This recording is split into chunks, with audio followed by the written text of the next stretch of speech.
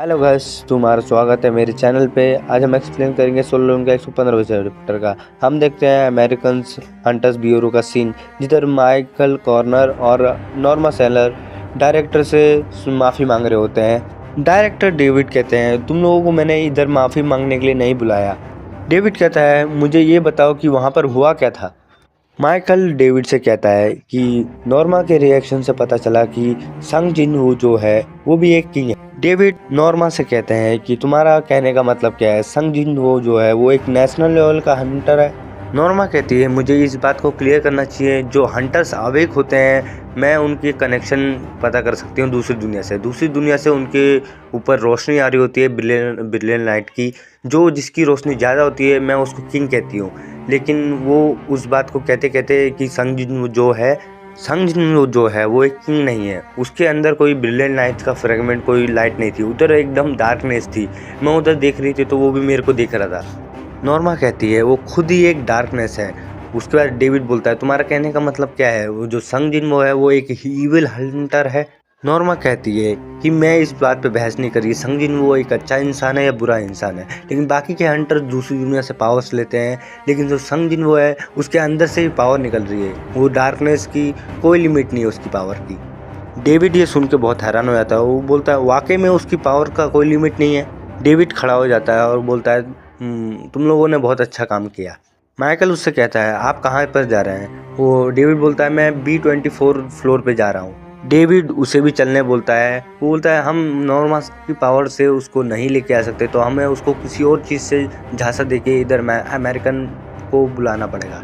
David Michael से कहता है, तुम्हें फर्स्ट एस रैंक की डंजन का वो किस्सा याद है। वो बोलता है, हाँ मुझे याद है। उस वेस्ट अमेरिका पूरा दबा हो चुका था, तो गवर्नमेंट ने पैसा खर्चा करके दूसरी जगहों से एस रैंक का हंटर बुलाए, और उनमें से भी 5 ही हंटर बचे। उनको हमने नेशन लेवल हंटर का किताब दिया। डेविड माइकल से कहता है, हमें उस रेड में मिला हुआ एक तोहफा है। माइकल बोलता है, क्या वाकई में, तुम खुद ही देख लेना। डेविड उसको बोलता है। उसके बाद वो एक गेट खोलते हैं, दरवाज़ा खुलता है, वो दोनों अंदर जाते हैं। उधर डेविड बोलता है, वो रून स्टोन का देखो, हमें जो ड्रैगन्स को मारने के बाद वो रून स्टोन मिला था। 8 साल हो गए उस रेड को पड़े हुए, लेकिन कोई भी इधर का हंटर जो है वो इसको यूज़ नहीं कर सकता, क्योंकि कोई भी मैज टाइप नहीं है। संग जिन जो है वो असलियत में एक मेज टाइप हुआ, तो इसको यूज़ कर सकता है वो। में उधर एक किमिस ड्रैगन का फॉसल रहता है, जो मार के उसका फॉसल पूरा ढांचा बन चुका होता है। वो बोलता है, हमें केमिस्ट्री को तोहफा देने वाला है। केमिस्ट की वजह से हमें नेशनल लेवल के हंटर मिले, अभी केमिस्ट की वजह से हमें संग जिन्नू मिलेगा। हम दूसरा सीन देखते हैं जिन्नू के अपार्टमेंट का। जिन्नू एक शीशे के सामने खड़ा रहता है, बोलता है, मेरे में खास क्या है।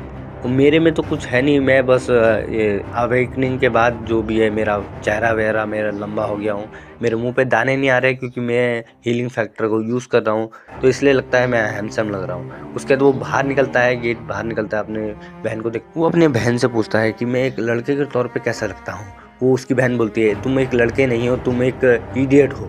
जिन्हों उसको सर पकड़ के उसको बोलता है, तुमसे मैंने एक सीधा सा सवाल पूछा, तुम सीधे जवाब क्यों नहीं दे सकती। उसके बाद वो जिना जो रहती है उसको लात मारने लग जाती है। वो बोलती है, लात मारते रहे, मेरे पास एस रैंक की बॉडी है, तेरा पैर टूट जाएगा लेकिन मेरा कुछ नहीं होगा, तुम एक बेवकूफ़ हो। वो जिना से कहता है कि मैं अभी अपना एक गिल्ड बनाने वाला हूँ। अब वो जिना बोलते है, अब तुम लोग बॉस कहेंगे क्या, तुम अपना गिल्ड बना लोगे। उससे कहता है, मैंने एक गिल्ड का नाम सोचा है जिसका नाम है सोलो प्ले। ये नाम कैसा है। वो जिना बोलती है, कैसा नाम है इडियट। वो बोलती है, तुम्हें नाम रखना है तो आजिन गिल्ड रख लो, मेरा नाम का उल्टा। उसके दोस्त संगजिन वो जो होता है वो बोलता है, इस नाम में भी कोई बुराई नहीं है। नेक्स्ट सीन हम देखते हैं चाइन के अपार्टमेंट का। चाइन वो बात सोच के बार बार बहुत ज़्यादा शर्मा रही होती है। वो बोलती है, मैंने उसको क्यों बोल दिया है कि वो जब उसने बोला था मेरे को मैं तुझे लाइक करता हूँ क्या, तो मैंने क्यों उसको बोल दिया, क्यों मैंने कन्फेस कर दिया। अभी वो बहुत ज़्यादा बेचैन होती है। उसके बाद वो सो रही होती है, बोलती है, मुझे तो उसने नहीं बचाया, मुझे तो उसकी हीलिंग एबिलिटी ने बचाया था। उसने एक मैसेज भी दिया था मेरे को कि जो संगीन हुआ है उसको अपनी पावर से संभल के रहना पड़ेगा, क्योंकि उसकी वो की पावर नहीं है। मुझे ये मैसेज संगीन को बताना चाहिए।